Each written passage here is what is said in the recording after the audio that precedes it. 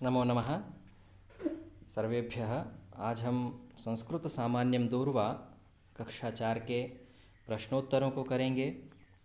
देखिए यहाँ लिखा हुआ है, एक पदेन उत्तरम लिखत। एक पद में उत्तर लिखना है।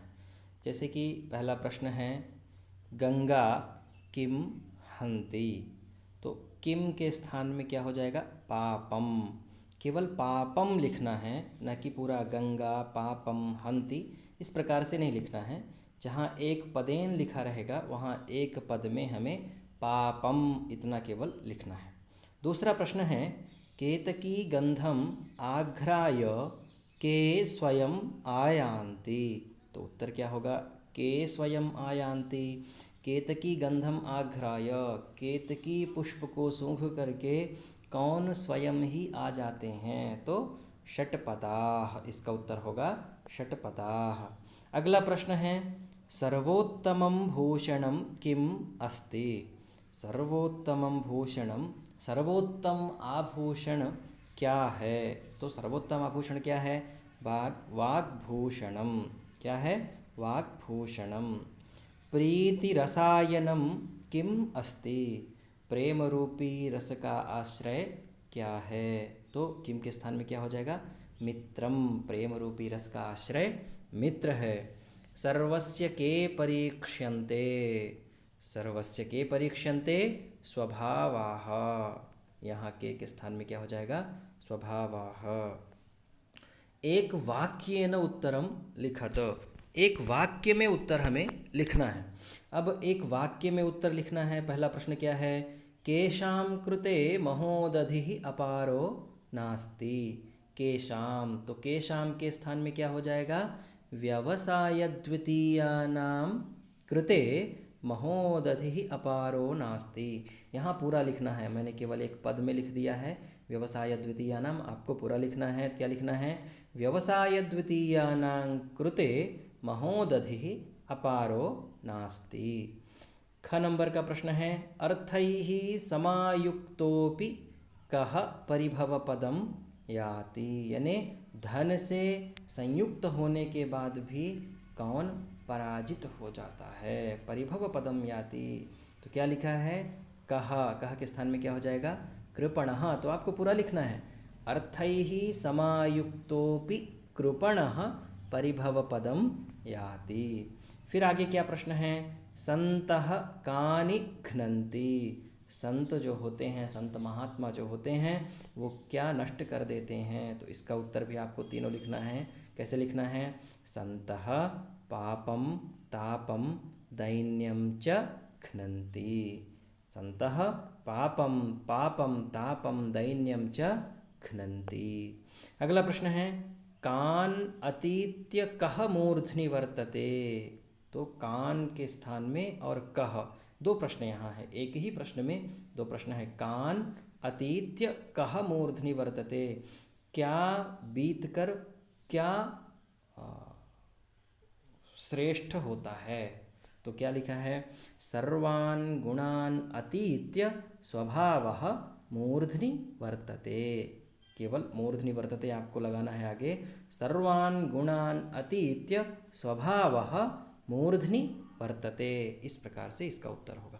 अगला प्रश्न है, कीदृशो वह्निः स्वयं उपशाम्यति। कीदृशो, तो अत्रिणे पतितो वह्निः स्वयं उपशाम्यति। वह्निः, मैंने यहाँ वह्निः भी लिख दिया है।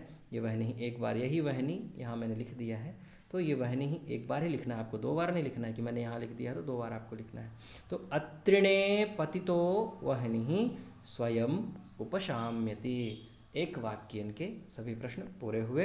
अगला है, अधोलिखित प्रश्नानाम उत्तराणि लिखतो। ये प्रश्न आपको प्रश्नों आपके परीक्षा में नहीं आते हैं, इसलिए मैंने इन प्रश्नों को नहीं बताया है। ये आपको पाठ से मिल जाएंगे। चौथा प्रश्न है, रिक्त स्थानानि पूरयत। पहला है दानेन। दो यहाँ देखिए, पहला जो प्रश्न है उसमें दो शब्द यहाँ पीछे लिखे हुए हैं, भूतानि प्रेताः। इन दोनों में से कौन से शब्द यहाँ होंगे आपको लिखना है। तो क्या होगा? दानेन भूतानि वशी भवन्ति। इस तरह से परीक्षा में भी प्रश्न आते हैं। दूसरा प्रश्न देखिए, द्युतिम संहिं किम धृत कनकमालोपि लभते श्वा वा अश्वाः। तो इसमें इसका उत्तर क्या होगा? श्वा। द्युतिम संहिं श्वा किम धृत कनकमालोपि लभते। अगला प्रश्न है, केतकी गंधम आघ्राय स्वयमायान्ति। के आपदाः व षट्पदाः। तो इसका उत्तर होगा षट्पदाः।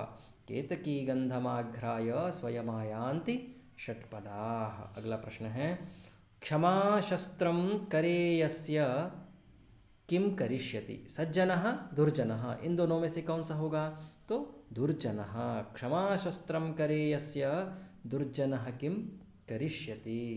अगला प्रश्न है, अतीत्य हि गुणान् सर्वान् मूर्ध्नि वर्तते स्वभावो दुर्भावो। इसमें से क्या होगा? तो स्वभावो। अतीत्य हि गुणान् सर्वान् स्वभावो मूर्ध्नि वर्तते। इस प्रकार से चौथा प्रश्न पूरा हुआ। यहाँ क्या है? सही जोड़ी मिलाना है। यथा योग्यम योजयत। जो जिसके योग्य हो उससे उसे मिला देना है। शशि तापम क्या होगा? शशि का क्या होगा? तापम। वाग्भूषणम भूषणम। गज इव मदान्धः। मित्रम प्रीतिरसायनम। ज्वर इव मदो में व्यपगतः। इस प्रकार से पांचवा प्रश्न भी आपका पूरा हुआ। अगला देखेंगे, शुद्ध वाक्यानां समक्षम आम अशुद्ध वाक्यानां समक्षम न इति लिखत। जो शुद्ध वाक्य हैं उनके सामने हमें आम लिखना है और जो अशुद्ध वाक्य हैं उनके सामने हमें न लिखना है। पहला प्रश्न है, अलंकृताः मूर्धजाः पुरुषं विभूषयन्ति।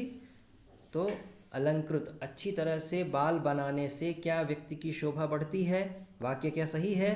तो ना, सही नहीं है, क्योंकि संस्कृता वाणी एव पुरुषम समलंकरोति। दूसरा है, हाँ, संस्कृता वाणी पुरुषम समलंकरोति आम। ये वाक्य सही है, इसलिए यहाँ आम लिखना है। तृणे पतितो वह्निः स्वयमेवोपशाम्यति न। ध्यान देना है, न। क्यों? क्योंकि अतृणे है, तृणे नहीं, अतृणे यानी तृण रहित स्थान में गिरी हुई अग्नि, घास रहित स्थान में गिरी हुई जो अग्नि है वह स्वयं ही शांत हो जाती है, ऐसा श्लोक में कहा गया है। तो यहाँ कह रहा है कि घास में गिरी हुई अग्नि क्या अपने आप ही शांत हो जाती है? तो उत्तर क्या होगा? ना। दानेन परोपि बंधुत्वम उपैति आम। क्या दान के द्वारा दूसरे व्यक्ति भी अपने बंधु बांधव बन जाते हैं? तो आम। अगला प्रश्न है, द्रुत कनकमालः श्वा संहिं द्युतिम लभते। क्या सोने की माला पहने हुए जो कुत्ता है वह क्या सिंह के समान, सिंह के प्रकाश को प्राप्त कर सकता है? ना, नहीं प्राप्त कर सकता है, इसलिए इसका उत्तर होगा ना। अगला देखिए प्रश्न है, सातवां प्रश्न है, क्या लिखा है इसको समझना है। अधोलिखित क्रियापदानां लकारम पुरुषम वचनम च लिखत। अधोलिखित जो क्रियापद हैं उनके लकार, उनके पुरुष और उनके वचन को लिखना है। उदाहरण दिया है जैसे कि अस्मि। यहाँ धातु है अस, लकार है लट लकार, पुरुष है उत्तम पुरुष और वचन है एक वचन। तो का नंबर का प्रश्न है, सबसे पहले क्या लिखा है? घ्नन्ति। घ्नन्ति में धातु है हन, लकार है लट लकारः, प्रथम पुरुष और बहुवचनम। दूसरा प्रश्न है हन्ति। तो हन धातु है, लट लकार है, प्रथम पुरुष एक वचन है। यहाँ ये ध्यान देना है, यहाँ बहुवचन नहीं है हन्ति में। जैसे कि पठति पठतः पठन्ति, अन्ति है लास्ट में, इसलिए यहाँ भी बहुवचन होगा। तो ऐसा नहीं है, हन्ति हतः घ्नन्ति, इसके ऐसे रूप चलते हैं। तो हन्ति में एक वचन है और घ्नन्ति में बहुवचन है। अगला प्रश्न है क्षीयन्ते। क्षी धातु है, यहाँ ये ध्यान देना है जो क्षीयन्ते है ये आत्मनेय पद का रूप है। परस्मयी पद, आत्मनेय पद और उभय पद। तो कुछ जो धातुएं होती हैं वो परस्मयी पद होती हैं, कुछ धातुएं आत्मनेय पदी होती हैं और कुछ धातुएं उभय पदी होती हैं। उभय पदी का तात्पर्य यह है कि परस्मयी पद भी होती है और आत्मनेय पद भी होती है। तो परस्मयी पद में तो रूप कैसे चलते हैं? गच्छति, गच्छतः, गच्छन्ति। आत्मनेपद में कैसे चलते हैं? क्षीयन्ते जैसे लिखा है, क्षीयते क्षीयते क्षीयन्ते, ये आत्मनेपद के रूप हैं। तो क्षीयन्ते क्षी धातु है, लट लकार है, प्रथम पुरुष है, बहुवचन में रूप बनता है क्षीयन्ते। अगला प्रश्न है करिष्यति। तो करिष्यति में कृ धातु है, लृट लकार है, प्रथम पुरुष है और एक वचन में रूप बनता है करिष्यति। करिष्यति करिष्यतः करिष्यन्ति, इस प्रकार से रूप चलते हैं।